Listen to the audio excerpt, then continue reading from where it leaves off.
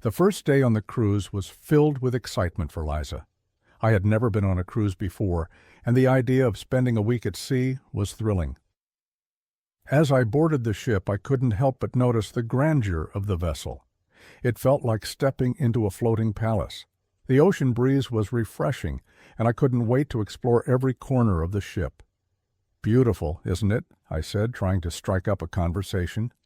"Yes, it's mesmerizing," he replied with a soft smile. "I'm James, by the way." "Nice to meet you, James. I'm Liza, first time on a cruise."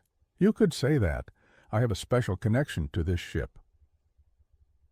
Over the next few days, James and I spent a lot of time together. He had a peculiar knowledge of the ship's history and seemed to know his way around better than anyone else.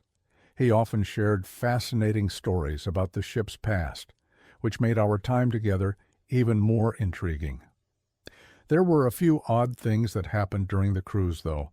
Once I lost track of time while talking to James and ended up in an area of the ship that was supposedly closed off to passengers.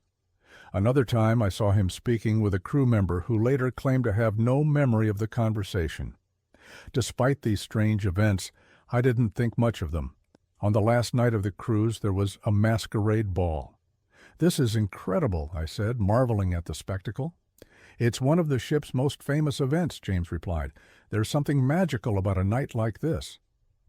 As we danced and mingled, I noticed something peculiar. People would often pass right through James as if he wasn't there. I brushed it off as the nature of a crowded dance floor, but the feeling of unease grew stronger. "James, have you ever felt out of place here?" I asked, trying to mask my growing concern. "Sometimes," he said, his voice softer than usual. "There's something I need to show you." James led me to a secluded part of the ship, away from the festivities.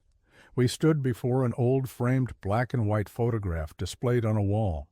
It was a picture of the ship from many years ago, with a group of passengers and crew posing proudly. My eyes widened as I recognized James among them. "James, is that you?" he admitted. "I died on this ship many years ago. I'm a ghost, Alex." The realization hit me like a wave. The strange occurrences, his deep knowledge of the ship, and the way people seemed to ignore him all made sense now.